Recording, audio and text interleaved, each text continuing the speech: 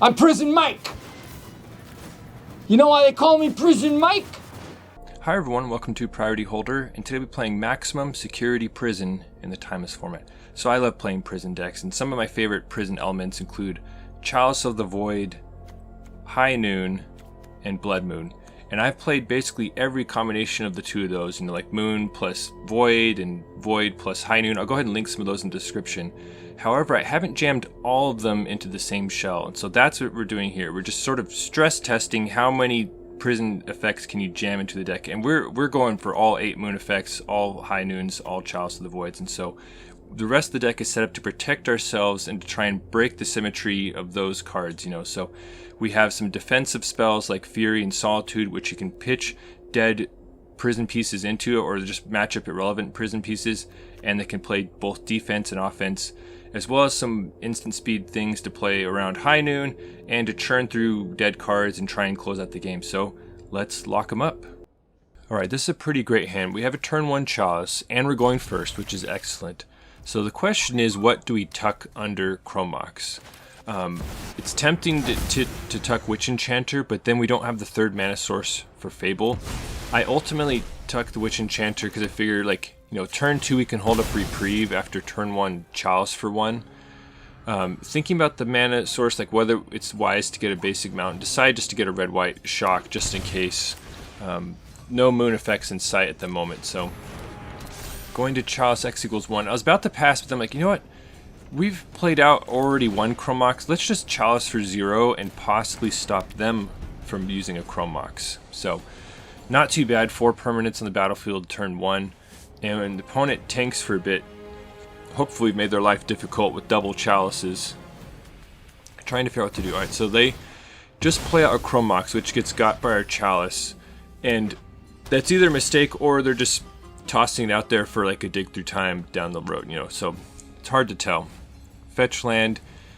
Now, considering they've played a Chrome Mox and have a blue-black shock land in play, I'm really thinking it's show and tell. So that's why I passed without playing Fable. Had they played another land, another card, I might have slammed Fable there.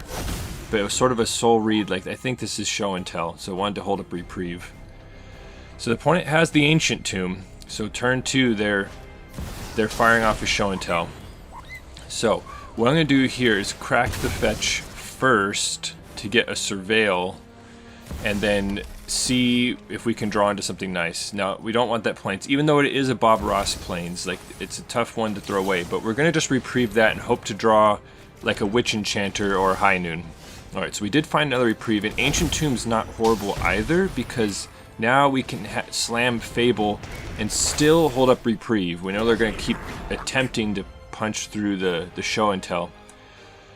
Alright, so we have to see what the opponent responds with. Now, we have 2 different Chalices out, so we're somewhat protected. So they shock in that land, but I think that's actually a mistake because they're not going to get anything through our Chalice, so alright, we're going to just Reprieve that, and we draw a Witch Enchanter, which is perfect. That's part of the battle against show and tell, is having ways to deal with what they have. So Fable's trigger goes off, and as nice it is to have Fury for a quick clock, I'm really we have no means of stopping the show and tell anymore. And so now I'm alright, we need High Noon, we need extra Witch Enchanter, we need something, maybe another Reprieve to buy us more time. So it doesn't seem like Fury is what we want, and we happen to draw a High Noon, which is perfect. So now what we can do is attack in, get some damage, get our treasure token, and slam a High Noon, which is going to severely limit their options post show and tell. Now, us playing a High Noon here might make them pivot into show and telling an Atraxan to play, if they even have one. But if they don't have one, if their intent is to show and tell an Omniscience into play, they're really screwed, because we're gonna counter it with counteract it with the Witch Enchanter, and these type of decks, and so it is Omniscience, so we're gonna be able to pop it, and because of High Noon, they can't respond with the Dig Through Time, and that's enough. So on to the next game. Happy to slap around show and tell. It's a strong deck, so glad to do that. And on to the next game. Another turn 1 Chalice, but we're on the draw this time. Now this hand's a little tough. We don't have any red sources. Alright, so the opponent's going off blue-black land, Chrome Mox tucking a stock up, likely Likely Show and Tell is what we're facing. Now we did finally draw a red source. It is a tapped one.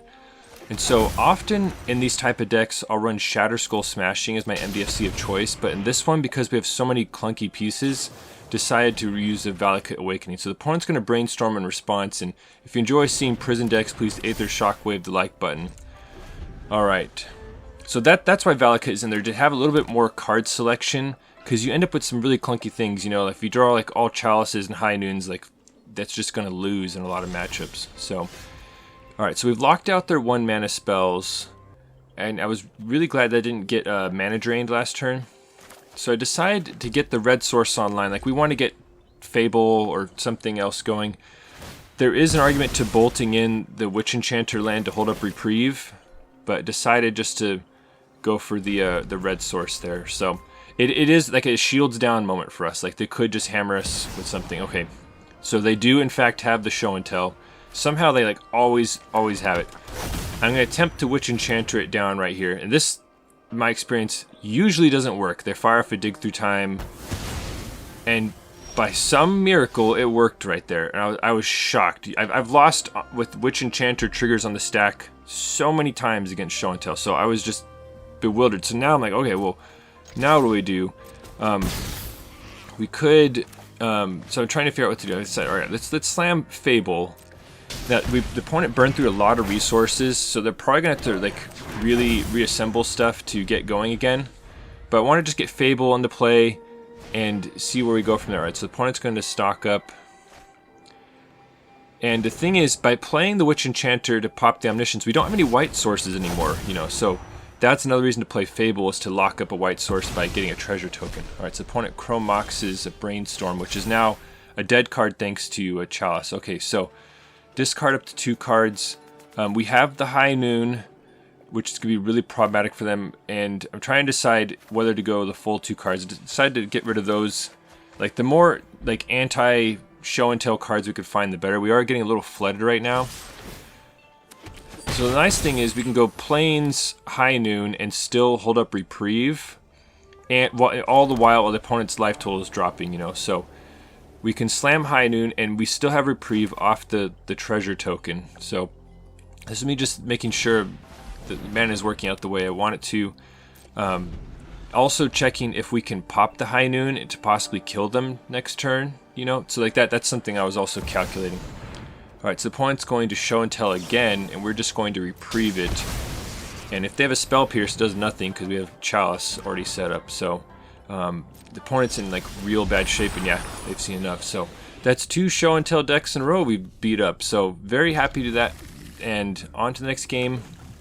Chalice hand, High Noon hand, against a red-black fetch. So we'll have to see where this takes us. This could be a really good moon game. Alright, so the opponent has black-white Surveil. To see where it goes from there. Okay. Alright, they're passing with 2 mana. This feels like a Bowmasters, you know? Like, seeing white-black. There is no companion information. Like, typically the energy decks have, like, Luris or Giganta companion. So this must be something else. Reprieve is a good question. Like, do we want that, given the construction of our hand? And it seems like it could be good. Like, it's definitely worse with us being on the draw and like being behind on mana right here. So I'm gonna play the Bob Ross Mountain and just Chalice X = 1. If it's a black deck of this nature, they're probably running Dark Rituals and Reanimate, so Chalice for 1 should be pretty strong against them. Alright, now I'm already looking at this Magus right here, like, okay, they don't have any basics, we might be able to get them. And then the opponent plays Baragoyf. Now, if you'll notice, they had a priority pass there, and so I'm like, oh shoot, like, what do they have? Like, is it a Grief, or worse than that, is it a Solitude? So you can see there's priority passing without mana. So I'm going to drop Magus of the Moon, and I'm like, do I play Chalice X = 0? I'm like, yeah, let's do it. In case they're running Chrome Moxes, like, to get out of the Moon right here. Now, if the opponent can't cast anything, we're like in really good spot. However, the fears were not without reason, because they're going to Solitude down our Magus, which unlocks all of their mana, and then they're going to slam in with the Baragoyf. So things rapidly deteriorating right here. So this is a situation, and then they managed to rip up planes anyway. So it's a situation where if that was a Blood Moon instead of Magus of the Moon, would have been like way better shape. Their Solitude wouldn't have done anything. We could have flaged down their their Barrogoyf, and would have been feeling great. So I'm attempting to try and come back. Now the opponent is purposely feeding an instant into Chalice to grow the Barrogoyfs past Phlage damage. So things are rapidly deteriorating, and so you can see this is how games can be lost sometimes. You know, the opponent is not really, they don't really care about Chalice at all. Like, they have some 1-mana spells, but they can battle through it, and Barrogoyfs are just super strong. So if they are able to, you know, we don't have a Solitude in sight, and so they're just running away with it right now. So I don't think this is necessarily the strongest way to build a prison deck. I've built so many iterations of prison decks. Of the main lock pieces, Blood Moon, High Noon, and Chalice, I've done every 2 combination of those in time, some of them multiple times. This is the first time I put them all in the same shell, and honestly I think it makes the deck a little bit worse because each of them have their constraints that you have to work around. High Noon needs lots of instants, Chalice needs no 1-mana spells, Blood Moon needs, you know, lots of basics, or at least ways to find them. And so it just gets, and not to mention, like, they're all situational cards, and so putting that many situational cards and win conditions and then ways to deal with the situational cards is really tough puzzle to solve. So I only have like 2 Fables and 3 Valakut Awakenings in here as like ways to like profitably sift through our stuff, you know. When you focus down on like more, like, let's say Chalice plus Blood Moon, then you can run like all the Fables, you can run 1 rings, and like you run into fewer problems that way. So I'm going to Solitude down a Barrogoyf right here. This game's rapidly going out of control. Like, Felia can either just get rid of our Goblin token, or it can blink the Overlord. Either way, we're like mega dead right here. I'm like hanging on for dear life. It could be that this deck is misbuilt. Like, maybe we need to run some like actual factual like Wrath of God effects in here, you know, and then more 1 rings, and basically turn it into like a red-white control deck, you know. So that could possibly be a way to build this deck. But like I said, like, you just need ways to shift through spare Chrome Moxes, Chalices, High Noons, and stuff. Anyway, we were mega dead. Moving on to the next game. This is another turn 1 Chalice hand. Not quite turn 2 Blood Moon, because we have that tapped red source with the Valakut Awakening. So, oh, maybe it should be Shatter Skull. I don't know. However, the opponent leads on basic Swamp anyway, so this might not be a Blood Moon game at all. So, I'm going to Chalice X equals 1 and see if that holds them off. It tends to be pretty strong against black decks, because, like I said, it shuts down Dark Rituals, reanimates Nethergoyfs, stuff. Alright, so Resentful Revelation from the opponent. Actually really like that card. I'll go ahead and link a deck right now that plays Resentful Revelation. It's just a color-shifted strategic planning that with upside, you know, so it's very strong. So I'm hesitating here because the opponent actually dumped some Haymakers into the yard. We could see the Jumbo Cactuar and stuff, so I'm like, okay, what's the best way to battle right now? Trying to figure out, like, you know, what land to play, what kind of spell to hold up, because Blood Moon's doing nothing. Like, it's clear they're either mono black or mostly black right here, so trying to figure out what to tuck, and Blood Moon seems like it's just not useful right now, and so I'm trying to decide here whether to bolt in the Witch Enchanter to hold up Reprieve, and decide it is worth it. It's costly, you know, but decide it's worth it. And, you know, we have Ancient Tomb, we have these MDFCs, so it gets, like, our life total's under assault sometimes. Alright, so there's a Buried Alive. Don't love that. That could set up something pretty nasty. So I decide just to Reprieve it. Like, it's just going to waste their whole turn and let us keep developing. Alright, there's Magus of the Moon. So what do we do now? This seems like a pretty clear time to slam Fable. And like I said, I'm only running 2 Fables in here. So, like I said, when you focus more on like certain prison elements, it just eases up on the deck building a little bit. because the reason I'm not running more Fables here is because you need like a high density of instant speed stuff for all the high noons, you know. So, but maybe that's a mistake. Maybe you need more Fables just to sift through all the various prison pieces, you know. But I wanted to get, you know, some Bonecrushers are in there because they can stomp at instant speed, and so there's just a lot of tension in deck building when you jam this many prison pieces. All right, so we see a bunch of goodies hit the graveyard, including an Arden, which seems to probably be their plan. Like, they probably want to reanimate Arden, which will then reanimate something else, and then, like, if it's a Jumbo Cactuar and we don't have blockers, we're just insta-dead, you know? So there's some crazy things you can do like that. High Noon doesn't seem like quite what we want in this matchup. Alright, so Fable is going to allow us to pitch a couple cards. Magus is doing nothing, so, like, that's, like, a guaranteed one we want to pitch. Valakut Awakening is a maybe. Phlage seems like a good one to dump because it can get value from the graveyard. So I'm going to pitch those two. We end up with High Noon and Reprieve, which is pretty nice. So just trying to play nice and careful here, because if the opponent gets one thing in play, it might be game over for us.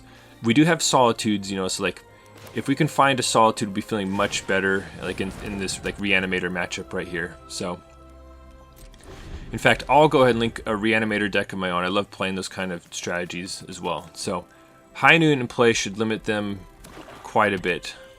Alright, so we have a Reprieve, and the opponent thinks for a while, and then they make a mistake right here. They fire off a Dark Ritual into our Chalice. So they must have been close to hard casting, like one of their Reanimator payoffs, and then they get got by not only Chalice, but High Noon, because that's their one spell for the turn. So you could see they're probably trying to cast like a couple Doughty Voidwalkers or something like that. But anyway, they're pretty locked up. They might have had some, you know, other stuff in their hand. They just move on. So double High Noon, Blood Moon, Magus of the Moon. So this is a turn 1 Moon hand. However, the opponent has a fetch and they have a Gigantic Companion. So it's very likely red-white energy that we're playing against. And so what really suck is that they can fetch basic planes with that fetch line. So that's why I'm hesitating right here. I'm like, dang it, like you have the actual turn 1 Moon, but it doesn't matter because they can fetch up their white source and then they're basically golden the rest of the game. So trying to figure out if there's some way we can get them without an active fetch up. So I'm like, okay, well, I guess I'm definitely going to Chalice something, but it seems worth it to play a High Noon. High Noon actually does some work against the energy decks because they're so lean with all these 1-drops like Ocelot Pride, Guide of Souls, you know, Static Prison, that if you limit them to 1 spell a turn, it loses a lot of their potency, you know, so it can do some work. Locking up a red source right here, it is, and the other thing I was trying to calculate is like playing around my own Blood Moon, and also, so end up just going High Noon, pass. Alright, so there's a non-basic, so if they play another non-basic, we might be able to get them with Moon. Alright, we do see a Broadside Bombardier, so Moon's not going to completely shut them down because they have red spells, obviously. So there's an Ajani. Don't love that. Would love to draw a Fury to deal with it. Going to just slam a Blood Moon here. It might inhibit their game plan somewhat, like if they have like Ocelot Prides and stuff. Now, if they just slam a Goblin Bombardment, we're just toast, you know. So we'll have to see what happens. There's an Amped Raptor. So this is something that High Noon does, is it shuts down like any sort of cascade stuff. So that is why the opponent wasn't able to cast their thing off Amped Raptor because of our High Noon. So, and unfortunately, we're just sort of falling like way behind here. The opponent is able to just add to the board. So this is an instance where instead of, you know, Blood Moon, if we had a Chalice, would have been feeling much better. The thing is, we see they have both 2 and 3 mana spells, so like Chalice is not as good against this energy player right here. So trying to figure out what to do. I want to Phlage something down and hopefully set up an escaped Phlage later. So part of me wants to kill the Amped Raptor because it's the one we can the hardest time dealing with in combat, but it's super dangerous to leave an Ajani out there because if they find a Goblin Bombardment or just like a Galvanic Discharge, they can flip Ajani and then we're in like very big trouble. So decide going for a Johnny right there, but our life total is falling fast. It's looking pretty grim. Alright, so putting Gigant in hand. So we are disrupting their plans somewhat. Like, it's not ideal to like be grabbing your companion this early on. So Going to slam a Magus of the Moon, which can now trade with the cat token, but once again that amped raptor is still like on the loose. You know, we have no means of dealing with it. Alright, there's the One Ring. So they must be like a much more mid-rangey, like going like bigger energy deck. In fact, they have broadside bombardiers and One Rings and stuff. So going to snap off this trade with the cat token. And like really hoping to find something nice. Alright, so there's a fetch, but it's locked under Blood Moon right now. So it could have maybe set up, yeah, I'm not sure. I think the Blood Moon came down so early I wasn't able to lock up a second white source, you know. So now the only good thing right here is that High Noon's gonna like really disrupt them from deploying their hand. The thing is like they're way ahead in this game. So we drew another copy of High Noon. So I'm mathing out right here, trying to see if I have enough mana to crack High Noon to kill a Gigantha and replay the next one. Unfortunately, I don't, and so that means the opponent is going to be unencumbered. It's outside of the Blood Moon right here, so if they have like Chrome Moxes and stuff, it could get real ugly. So the opponent's going to tap the ring. You know, if we had that High Noon in play, I'd be feeling like reasonable right now. But Gut is going to be a big problem. They're going to have the option to sacrifice something and put a 4/1 Menace zombie into play. So basically it's Fury or Bust right now. Fury would be incredible. We'd be able to sweep their board. And it is not. So we're going to pack it in. So on to the next one. Alright, we're going first with the Chalice hand. Don't have a turn 1 Chalice though. So trying to figure out what to do. If we play Valakut, then like if we need to pitch cast Fury, we're gonna have to feed the Blood Moon into it, you know. So that's what I'm thinking about here. Is like, do I play the fetch land, or do I play the MDFC, and then possibly not have a good pitch card for Fury, you know? So opponent's gonna Ornithopter and to Changeling Outcast, and so now. So that's very interesting. So it's not an opening you usually see in Timeless. So I'm trying to figure out what's going on. It's like not an Affinity deck because they wouldn't be playing Changeling Outcast. So as I thought about it, I'm like, you know what? This is probably like a Yuriko Ninjutsu deck where they have some like crazy like 15 mana value spells. They're trying to like use Brainstorm and set up a crazy Yuriko hit. So I'm gonna Chalice for one. I was about to pass, like, you know what? Like, this is about as good as it gets for Fury. Like, especially if they're a Ninjutsu deck, they need those creatures in play to cheat stuff in. So I decided, you know what, like, it's probably worth it just to Fury right now. And we know Blood Moon is probably not useful, so we're going to just feed the Blood Moon into the Fury and cut down all their creatures. You know, maybe it's going to stop a Springleaf Drum, but anyway, that turns out to be enough for the opponent, both the Chalice and the Fury right there. So lovely little win right there, on to the next game. Alright. Opponent names Human on one of the like the creature typo lands, plays Guide of Souls. So, gonna just play the Surveil land. Very happy that we have Fury. Now, the tough part is that this is actually like a Moon matchup. Like, we can like really annihilate their mana base. But if we need to pitch cast Fury, the only red card we have at the moment is our Moon. You know, so that's a little bit tough. Alright, so double Guide of Souls is not great for us. And we're down to 1 mana source at the moment, so. Alright, so we got Strip Mind, we got 2 Guide of Souls out there, and we drew a land, which is excellent. So decide right here, like, you know, as good as Magus will be, like, we're nowhere near casting it. Going to just pitch cast Fury, especially because double Guide of Souls is exceptionally dangerous. So now we do have like Solitude backup, so like we're like pretty equipped to like fight the creature decks with this hand at least. So now the question is, do we play the fetch to play like to prevent any strip mining, and decide just to play it right there? All right, so there's Mother of Runes off the land and another human land. Now notice the opponent is not playing a 1-drop right here. So I'm trying to think, what does that mean? Like, did they run out of 1-drops already? Like, what's going on? So basically, is it worth it to still Chalice X = 1, or do we just hold up Reprieve or something like that? So I'm going to bolt this land, and like either way, we're going to need the mana. And the other question is, do we want them untapping with Mother of Runes, which is going to shut down like all our future Solitudes and Furies, or at least make it way more difficult?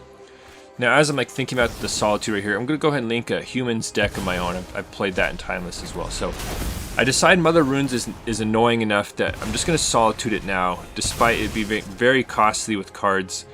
And at this point, I decide, you know what, they probably don't have any more 1-drops. Or at least they're trying, yeah. So I decided to not play Chalice right here and to hold up Reprieve. Because they would have played the 1-drop last turn, like there was no reason to not play it. So the opponent plays Atomic, which is like a metagame call. One of its abilities stops playing lands from the graveyard, you know, so it's a good against like the Strip Mine decks. So good call from the opponent. It's not going to be useful in this particular matchup, but I like the technology over there. All right, nothing better to do now. We're getting moon flooded. If we could actually get one in play, we'd be feeling pretty great. But as the opponent thinks about their turn, let me know in the comments, like, what are your favorite lock pieces? Do you like Trinisphere, Smokestack, Rest in Peace, Magus of the Moon? There's a whole lot of them. Let me know in the comments. So we draw land number 3, but it's tapped, and they also found a white source, so don't love that.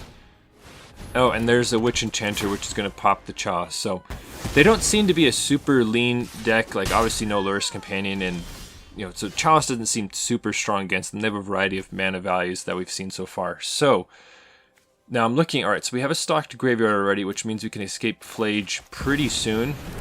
So I decide just to Phlage down the Atomic and hold on. So I was about to like just play a Chrome Mox, but I'm like, you know what, if they have another Witch Enchanter, that'd be devastating, because they just pop the Chrome Mox and then we can't escape Phlage, you know, guaranteed next turn. So I'm just going to hold the Chrome Mox in case they have another Witch Enchanter. That way we get Phlage into play no matter what. Alright, so they play the White Kellen, and we have an Ancient Tomb, which is not helpful for Phlage escaping. So, going to Chrome Mox, tuck the Blood Moon. Honestly, maybe I should have tucked Magus, but I don't know, I guess I was just hanging on for the creature. So, gonna speed through the escape. Phlage is going to nuke Kellen, because it actually has like a relevant ability, and just play the Ancient Tomb. There is some argument for holding on to it to feed into like a Valakut Awakening, you know, but it turns out to be enough for the opponent. Phlage is going to be a big problem for them. So both of our basic planes in hand is pretty tough. We're going to mulligan that. This hand is better, and you could see how awkward those Valakut Awakenings are. Like, they have been useful in some of those matches, but you know, not being able to like bolt it into play and start using our stuff is a pretty significant downside, you know. But like I said, it was the balancing act of trying to get enough instants in the deck and filtering cards, you know. So Valakut Awakening fills both of those roles. So gonna turn one Chalice off the Ancient Tomb. And one other thing, a downside about jamming so many, you know, prison pieces, that we can't run Strip Mine this deck because we're running Ancient Tombs, and we need enough fetch lands to actually grab our basics, and I don't think we can stomach that many colorless lands in this deck, you know. So if you focus down to like Chalice plus High Noon or any combination of the two, you can refine a little bit more. But this is basically for science. It's like, can it be done? Can you jam all these prison pieces together and have a functional deck? And as you can see, like, it is functional. It's not invincible. The name Maximum Security Prison is there because we are maxing out on the prison pieces. So this feels like a show and tell deck, and Magus or Moon Effect would be insanely good to resolve, but against double blue, like, you know, you had to expect the mana drain. But I was just going for the upside there. Like, if the opponent just had like Brainstorm or Impulse or something like that, that might have been game over right there, slamming the Magus. So don't love where we're at right now, and the mana situation just getting tough. Like, we're sort of Ancient Tomb flooded, and we can't like really profitably use them. So I'm going to just pass right here. Not a lot we can do anyway, but I suspect that there's a show and tell in our near future, which of course they have it. So the plan right here was to Valakut Awakening and try and spin into something useful to drop into play with the show and tell. Like, if it's an Omniscience, we want to drop either a Witch Enchanter or a High Noon. So I'm going to Valakut Awakening away the whole hand and try and spin into something. Alright, so we did find a High Noon. Now, if this is an Atraxa, it's not going to matter. It's an Omniscience, so it does matter. So we're able to like halt them. The thing is like if they can battle through High Noon. Like it's not the end all be all answer to Omniscience, because you know they cast a stock up on their turn, then a Dig Through Time on our turn. Like they're gonna get there eventually, or even worse, an Atraxis. So now we need a Solitude to deal with that. All right, so and then they have a Dig Through Time and a stock up, so it's just sort of falling apart right here. So, and then another basic Plains is just not going to do it.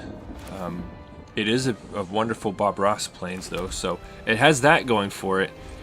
And that was the tough part, is like we had to, in order to Valakut Awakening into something useful, we had to ditch a bunch of spells, and now we're getting a bunch of lands, and yeah, it's over right here. So on to the next game.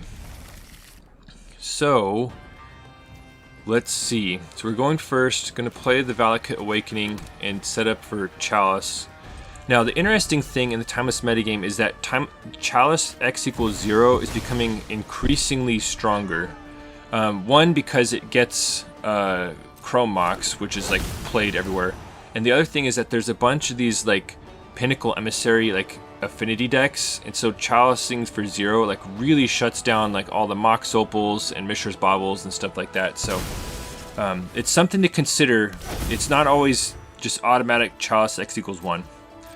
Alright, so we get Griefed and then the Ancient Tomb. So already we know it's not a Spybelcher deck because they don't run any real lands. They run all MDFCs. So this is like a mid-range deck that we're battling.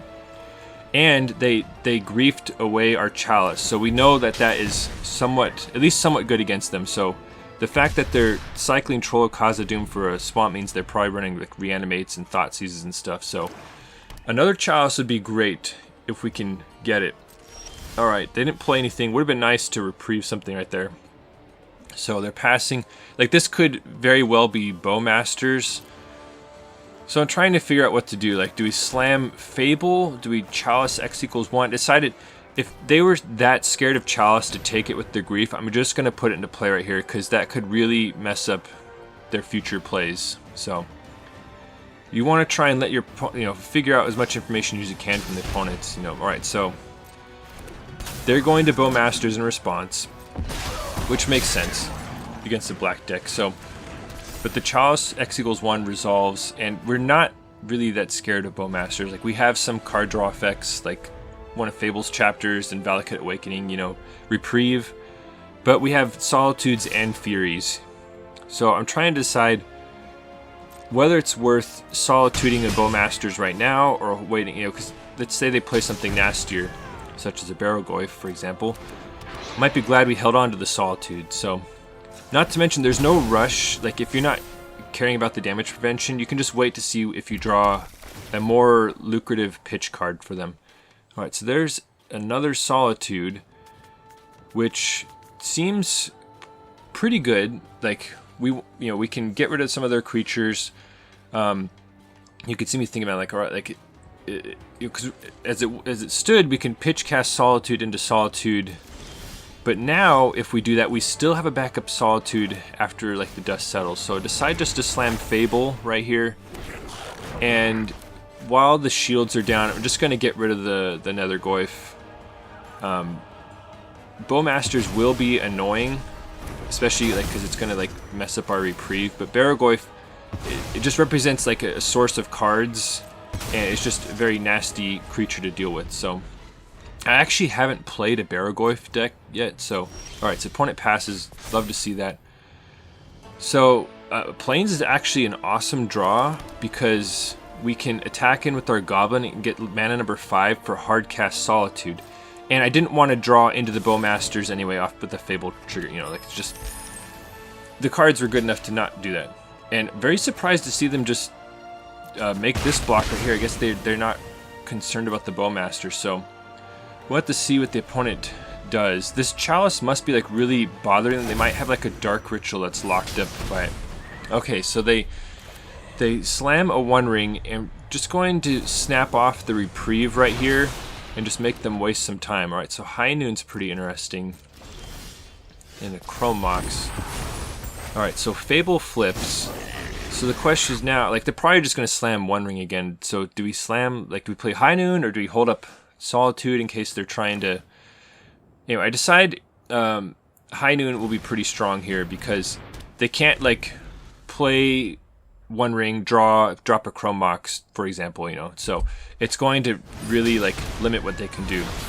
And the life total is getting eaten alive by the Ancient Tomb, and One Ring is going to contribute to that. So that'll be helpful. All right, Fury is really like we've already seen that Fury is going to be good. They have a lot of creatures. So all right, so the opponent takes some damage from the One Ring. Just holding up Solitude right here and saving Fury.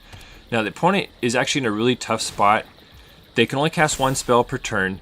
We have Reflections that's not Summoning Sick anymore. So that means if we can get an elemental into play, we can just keep copying it with Reflections and like have infinite Solitudes or Furies, you know. So now this is a mistake from the opponent right here.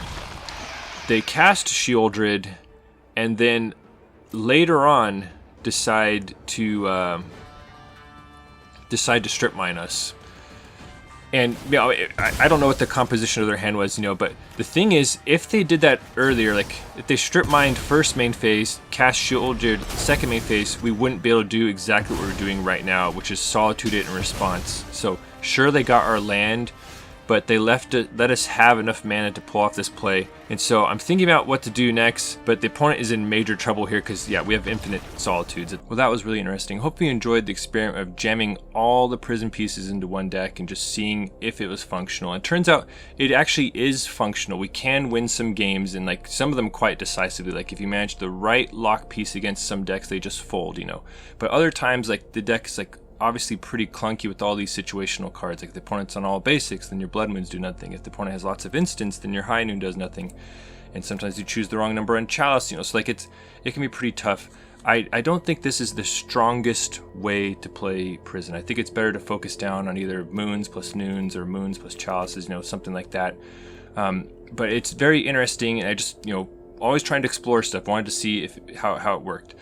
Some other things in consideration. So Ajani is like super strong in Prison decks, especially when you're running Fury, because you can, you know, dish out some your own Fury damage towards your token to flip into the Ajani Planeswalker. So this is really strong, but you just have to, you know, there's only so many slots when you're running like all these Prison elements and stuff like that. A lot of these things are like instant speed stuff to try and like play around our own High Noons, because a lot of the classic like Prison cards like Ajani and FOMO are sorcery speed, you know, so I was trying to figure out some more instants that could be useful. Samwise is something I've used before, like it's alright, like rebuying fetch lands or pitch elementals, you know, so like it's pretty good. Avian Interrupter is like really strong in High Noon decks, but like it's not as good in Blood Moon decks, and so it ended up on the sidelines right here. It could be that it's a mistake not playing the One Ring here. Like maybe that's something that we can do instead of like drawing and discarding and like pitching dead lock pieces. Maybe just raw card draw and just draw into, you know, a bulk of cards and eventually find something to like useful to try and power out a win, you know. Not to mention it has like the fog effect as well. So it could be that this deck needs the One Ring, you know. So I don't claim this is perfect. It's just more of like a thought experiment that I wanted to try out. But yeah, let me know what you think in the comments. Thanks for watching the video. I hope you enjoyed it. And if you want to see even more nonsense, please consider subscribing. And if you're already subscribed, thank you for your support. Your engagement with the channel helps me know what the people want. Thank you.